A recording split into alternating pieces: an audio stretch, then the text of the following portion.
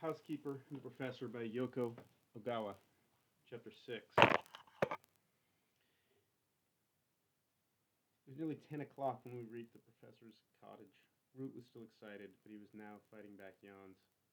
I had intended to see the Professor home and then head to our apartment, but he seemed so exhausted that I decided we should stay until he was safely in bed. Perhaps the crowded bus on the way home had been too much for him. He had almost panicked in the waves of people swayed against him, obviously terrified that they would tear off his tags. We're almost there, I told him again and again, but he gave no sign that he heard, and he twisted and squirmed the whole way home in an effort to avoid being touched. He hastily undressed, which I suspect was his habit.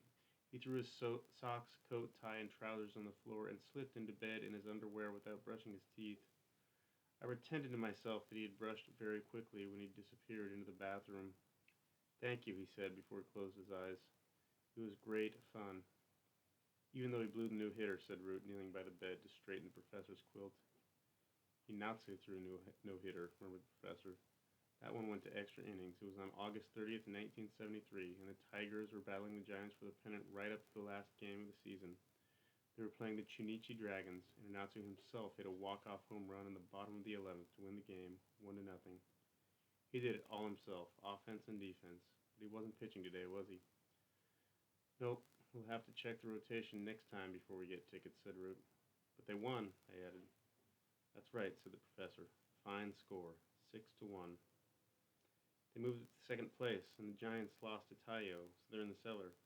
Doesn't get much better than that, does it, Professor?" "No, it doesn't, but the best part was going to the game with you. Now listen to your mother and get home and go right to bed. You've got school tomorrow." He smiled faintly, but his eyes closed, even before Root could answer. His eyelids were red, his lips were cracked, and he began to perspire. I felt his forehead and realized he had a high fever.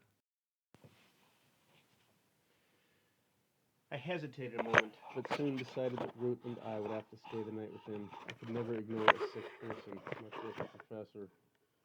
Rather than worry about the terms of my contract or the agency rules, it was easier simply to stay and to take care of him. Not surprisingly, a search of the house failed to turn up anything that might be useful for treating a fever. No ice pack, no thermometer, gargle, or medicines. I peeked out the window and saw a light still on in the main house, and for a split second I thought I saw a shadowy figure standing near the hedge. It occurred to me that I could use some help from the professor's sister-in-law. But then I remembered my promise not to involve her in any difficulties that might occur in the cottage. I drew the curtains. Realizing that I would have to manage for myself, I crushed some ice into a plastic bag, wrapped it in a towel, and set about trying to cool the professor's neck and back. Then I covered him in a heavy winter blanket and made tea to hydrate him. This was my usual routine when Root had a fever. I put Root to bed on the sofa in the corner of the study. It had been covered with books, but when I cleared them away, it proved to be comfortable enough. Root was still worried about the professor, but he fell asleep almost immediately, his tiger's cap perched on a stack of math books. "How are you feeling?" I asked the professor. "Are you in pain? Are you thirsty?" He did not reply. And as he was sleeping soundly, I assumed the fever would pass. His breathing was a little irregular, but there was no sign that he was in any pain. He looked almost peaceful. Even when I changed the ice packs or wiped down his damp arms and legs, he remained limp and did not open his eyes. Out of his note-covered suit, his body was surprisingly thin and frail. His skin was pale and soft. The flesh on his arms and thighs and belly was wrinkled and slack. His fingernails seemed old and tired. I remember something the professor had told me, something a mathematician with a difficult name once said. "Math has proven the existence of God, because it is absolute and without contradiction. But the devil must exist as well, because we cannot prove it." The professor's body had been consumed by the devil of mathematics. As the night wore on, his fever seemed to worsen. His breath was hot, sweat poured off him, and the ice packs melted quickly. I began to worry. Should I run out to the drugstore? Was it wrong to have forced him to go to the game? Would the fever do more damage to his brain? Eventually, I consoled myself with the thought that he was sleeping peacefully, and I decided everything would be all right. I wrapped myself in the lap robe that we'd taken along to the stadium and lay down by the bed. Moonlight shone in through a crack in the curtains. The game seemed a distant memory. The professor was asleep to my left, Root to my right. When I closed my eyes, the world was filled with sound. The professor's soft snoring, the drip of melting ice, Root muttering in his sleep, the creak of the sofa. The sounds comforted me, allowing me to forget about the professor's crisis as I drifted off to sleep. The next morning, before the professor woke up, Root left for school. He took the tiger's megaphone to return to his friend and promised to stop at the apartment to collect his books. When I went to check on the professor, he was still in a deep sleep, but he seemed less flushed and his breathing was steady and calm. I began to worry that he had been asleep for too long. I gently touched his forehead and rolled back the blanket. I tried tickling him on the neck and chest and under his arms. I even tried blowing his ear, but there was no response other than a slight twitching of his eyes under their heavy lids. Around noon, as I was working in the kitchen, I heard a noise from the study. When I went to see, he was sitting on the edge of the bed, dressed in his usual suit, his chin drooping down on his chest. "You shouldn't be up," I told him. "You have a fever, and you need to rest." He looked at me for a moment without saying anything, and then looked down again. His eyes were full of sleep, his hair was wild, and his tie was badly askew. "Let's get you out of that suit and into some clean underwear. You were all sweaty last night. I'll go and buy you some pajamas later. You'll feel better when we get you fixed up and change the sheets. You're exhausted from the long ball game. I'm sorry we tired you out, but I think you'll be fine now. If we keep you warm in bed and properly fed, you'll be as good as new in no time. That always works when Root has a fever. So, let's start by getting something in your stomach. Would you like some apple juice?" Before I'd finished, he pushed me away and turned his back, and as he did, I realized I had made the most basic mistake. He no longer remembered the baseball game, or even who I was. He sat on the bed staring down at his lap, his back more hunched over than it had been the day before. His tired body remained still, his mind wandering in a fog. All passion had deserted him, and even the affection he showed toward Root was gone. A moment later, I realized he was sobbing quietly. At first, I couldn't tell where the sound was coming from. It sounded like the stuttering of a broken music box. These sobs were very different from the ones he'd cried when Root cut his hand. They were private, desolate, and for no one other than himself. The professor was reading the note clipped in the most prominent spot on his jacket, the one he could never avoid seeing as he got dressed. My memory lasts only 80 minutes. I sat down on the edge of the bed, unsure whether there was anything more I could do for him. My mistake had been the simplest one, and perhaps the most fatal. Every morning when the professor woke up, a note in his own hand reminded him of his affliction. The dreams he dreamed were not last night's, but those of some night in the distant past, back when his memory had ended. It was as though yesterday had never happened. The professor who had shielded Root from the foul ball last night was gone. Somehow I never quite understood what it meant for him to wake up alone each morning to this cruel revelation. "I'm your housekeeper," I said when the sobs had subsided for a moment. "I'm here to help you." He looked up at me through his tears. "My son will come this evening. We call him Root because his head is flat. You gave him that name." I pointed to the picture of me on his jacket, grateful it had survived the bus ride home from the ballpark. "When is your birthday?" he said. His voice was weak from the fever, but I was relieved to hear a sound other than sobbing. "February 20th, I said. "It's an amicable number, 220. Good friends with 284. His fever lasted 3 days, and he slept nearly the whole time. He didn't wake up for meals or show any interest in the snacks I left by his bed. So finally I was forced to feed him bite by bite. I would prop him up in bed and pinch his cheeks, and when he opened his mouth I was ready with the spoon. He could barely stay awake for a full cup of soup, nodding off before I'd managed to feed half of it to him. In the end, he recovered without seeing a doctor. Since going out had caused his fever in the first place, I felt that the best thing was to keep him at home in a peaceful place. Besides, it would have been all but impossible to get him up and dressed and out to the clinic. When Root arrived from school, he would go straight to the study and stand by the professor's bed watching him sleep until I told him he had to do his homework. On the morning of the fourth day, the fever finally broke, and he soon made a quick recovery. He started sleeping less, and his appetite returned. Soon he was well enough to sit at the dinner table and then to tie his own tie, and before long he was back in his easy chair, reading his math books. He even resumed working on his puzzles. I knew he was fully recovered when he began scolding me for interrupting his work and when he started greeting Root at the door again with a hug. He took up their math drills. The professor rubbed Root's head. Everything was normal again. Not long after the professor had recovered, I received a message summoning me to the office of the director of the Akabono housekeeping agency. It was a bad sign to be called in when it wasn't time for a regular performance review. It could mean that a client had complained and you were going to be reprimanded, that you're about to be fined for some transgression or for damage to the client's property. But I knew that the professor's limited memory made a complaint from him unlikely. I'd kept my promise to his sister-in-law to avoid bothering her, so I reassured myself that the director probably just wanted to know how I was managing with a client who had 9 blue stars from previous housekeepers. I'm afraid this is serious, he said almost before I'd taken my seat, bursting my little bubble of self-delusion. There's been a complaint. He was rubbing his high forehead and looking terribly pained. What sort of complaint? I stammered. I'd been the subject of complaints before, but in each case the director had seen immediately that it was the result of a misunderstanding or some eccentricity on the part of the client. He had simply told me to make the best of the situation. But this time was different. Don't play dumb with me, he said. You spent the night at your client's house? I've done nothing wrong. Who made such a ridiculous, disgusting suggestion? Not a suggestion. You stayed there, didn't you? I nodded meekly.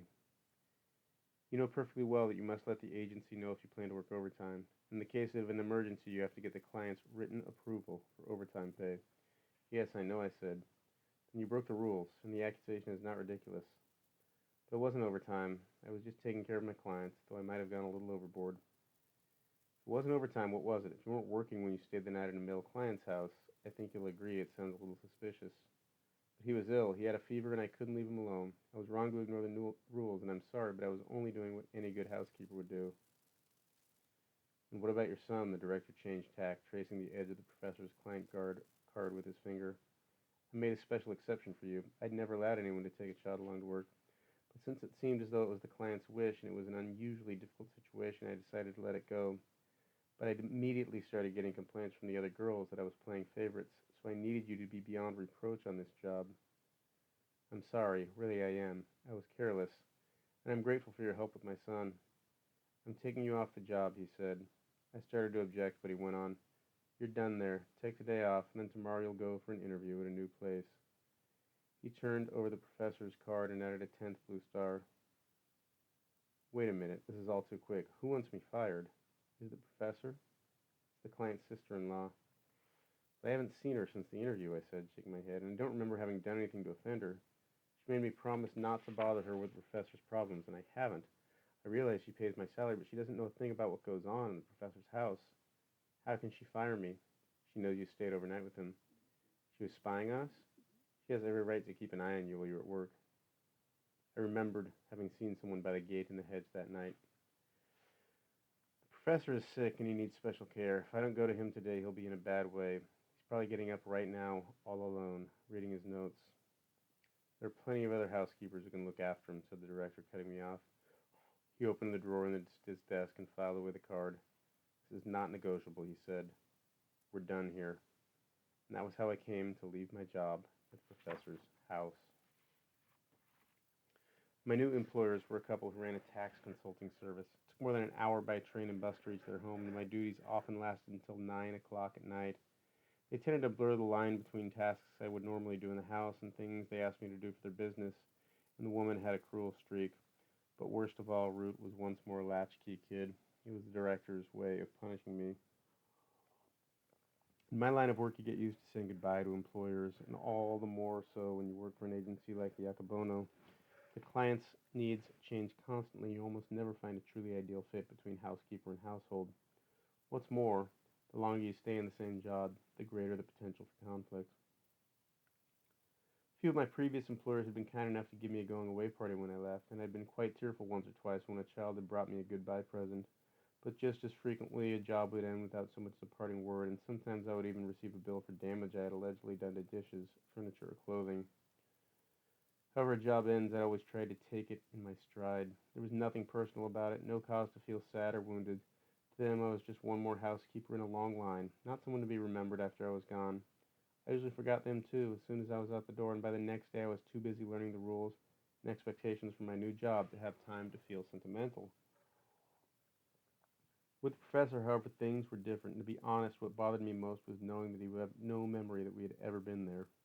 He could never ask his sister-in-law why I had quit, what had become of Ruth. He would never remember us as we sat watching the evening star from his easy chair when he paused in the middle of a math problem. Painful to think about. I was sad, but also angry with myself for having broken something that could never be fixed. My new job was mindless but physically demanding, washing 5 fancy imported cars, mopping all the staircases in a 4-story building, making dinner for 10. But I still found it difficult to concentrate since one corner of my brain was always occupied with thoughts of the professor. And I invariably pictured him as I'd seen him during his illness, sitting on the edge of the bed, bent almost double. Preoccupied as I was with this thought, I made a number of minor mistakes at work, and I was constantly in trouble with the lady of the house. I didn't know who had taken my place at the professor's. Hoped it was someone who looked enough like me to match the portrait on the professor's suit. Was he asking your telephone number or shoe size and then expounding on the mysteries hidden in them? I have to admit that I didn't like to imagine him sharing his secrets with my successor. When I thought about it, the pleasures of our shared mathematical discoveries seemed to fade, though I knew from the professor that numbers themselves went on, just as they always had, regardless of changes in the world. Sometimes I imagined that the new housekeeper would be completely overwhelmed by the challenge of working with the professor, and that the director would realize I was the only one for the job. But I forced myself to give up such daydreams. It was vain to assume that he couldn't get along without me. The director had been right. There were plenty of other housekeepers for the job. Root would often ask why we weren't going to the professor's anymore. The situation changed, I told him. What situation? It's complicated. He shrugged, but I could sense his disapproval. A week after I left the professor's, the Tigers Yufune pitched a no-hitter against the Hiroshima Carp. Root and I skipped our baths and listened to the game on the radio after dinner. Mayumi had 3 RBIs and Shinjo hit a homer. It was 6-0 in the bottom of the 8th, same score as the Nakagomi game. The Carp went down in order. The noise in the ballpark and the announcer's tone seemed to ratchet up a notch, but Root and I grew quiet. The first Hiroshima batter in the 9th grounded out to second. Root sighed. Each of us knew what the other was thinking. The memories this stirred up. No need to say anything.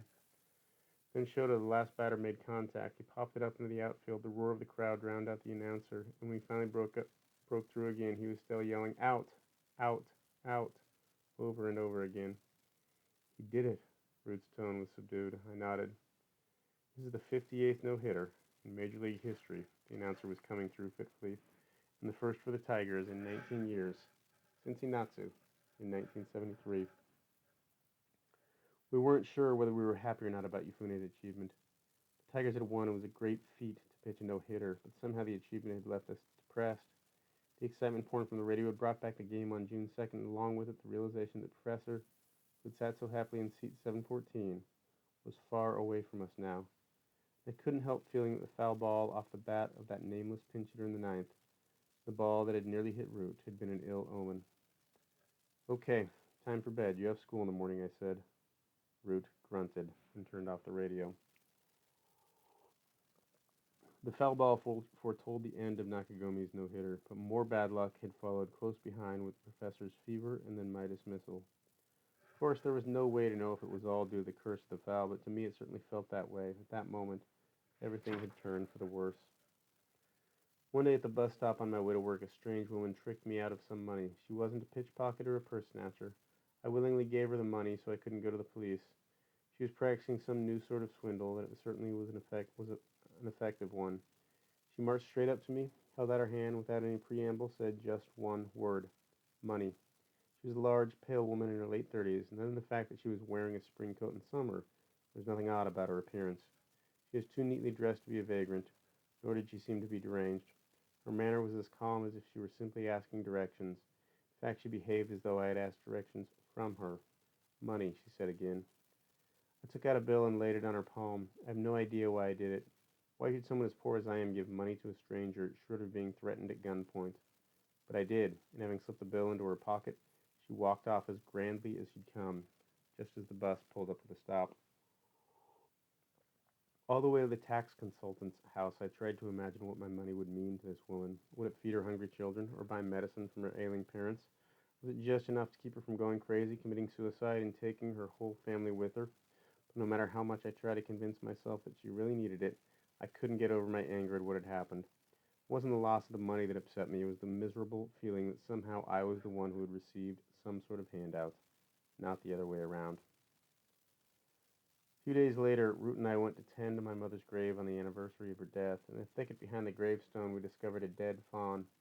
The body was quite decayed, but strips of spotted fur clung to its back. Its legs were splayed out under it, as if it had struggled to stand up right to the end. The organs had liquefied, the eyes were black holes, its jaw was slightly parted, revealing little teeth. Root found it. He gave a stifled cry, but then stood there frozen, no more able to open his mouth and call me than to look away. He'd probably come running down from the mountains and crashed into the stone, dying on the spot. When we looked closer, we could see traces of blood and skin on the grave. What should we do? Root asked. It's okay, I told him. We should just leave it. We prayed longer that day for the fawn than we did for my mother's soul. We prayed that the tiny life could go with her on her journey. The next day I found a picture of Root's father in the local paper. It seemed he had won a research prize given by some foundation. It's just a short article with a blurry picture of a man 10 years older than when I had known him. But there was no doubt it was him. I closed the paper, crumpled it into a ball, and threw it in the garbage. Then, thinking better of it, I fished it out, smoothed the wrinkles, and cut out the article. It looked like a little piece of trash. What's the big deal? I asked myself. No big deal at all, I replied. Root's father won a prize. Happy day. That's it. I folded the article and put it away in the box that held the stump of Root's umbilical cord.